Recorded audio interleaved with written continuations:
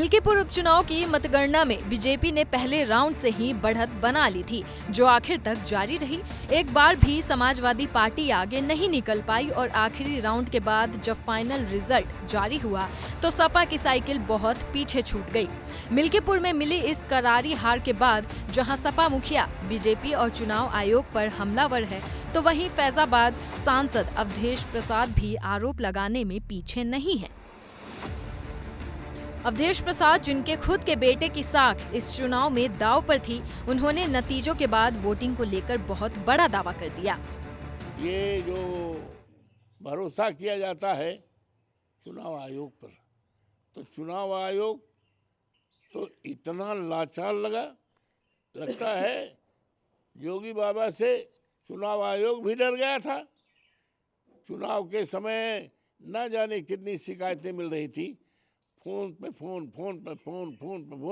सैकड़ों फोन हमने किया और चुनाव आयोग के जो ऑब्जर्वर आए थे वो हमारा फोन उठा भी रहे थे और कह रहे थे ओके ओके ओके ओके। कहीं गए तक नहीं, लूटा जा रहा था। स्पेसिफिक नाम बता रहे थे, पोलिंग बूथ का नाम बता रहे, नंबर बता रहे, सब बता रहे थे।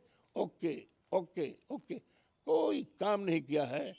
और कम से कम 80-85 हजार वोट, 80-85 वोट फर्जी डाले गए। सुना आपने, अवधेश प्रसाद को लगता है कि चुनाव आयोग भी सीएम से डर गया था। इतना ही नहीं, वो ये भी दावा कर रहे हैं कि कम से कम 80 से 85 हजार वोट मिल्कीपुर में फर्जी डाले गए, जिसके बदौलत बीजेपी भारी मतों से यहाँ जीत गई। इसके आगे अवधेश प्रसाद ने पुलिस प्रशासन पर गंभीर इल्जाम लगाए। सपा सांसद के मुताबिक उनके कार्यकर्ताओं को लाठी डंडों से पीटा गया, यहाँ तक कि पुलिस उनके एनकाउंटर करने की भी तैयारी में थी। एसडीएम खुद वोट डाल रहा था।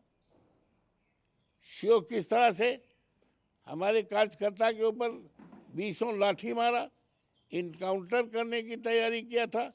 तो ये सब नंगा नाच किया गया। अखिलेश के नेता ने चुनाव आयोग को मजबूर और लाचार बताया। वो ये भी बोले कि मिल्कीपुर में बीजेपी की जीत से खुद पर लगी कालिख को वो छुड़ा कर ही दम लेंगे। वोट की जो लूट हुई है, ये लोकतंत्र की हत्या हुई है और चुनाव आयोग पता नहीं कितने डर और दहशत में हो गया था, कितना लाचार दिखाई पड़ा, कितना असहाय दिखाई पड़ा। ये हमने अपने 50 साल की राजनीति की जिंदगी में देखा है। चुनाव आयोग को इतना लाचार, इतना किंकरतूर और मजबूर। अयोध्या जनपद की फैजाबाद सीट से सांसदी में हमारी नाक कटी है, हमारे मुंह पे कालिख लगा है। किसी भी कीमत पर हमें अपनी कालिख छुड़ाना है, हमें अपनी नाक बचाना है।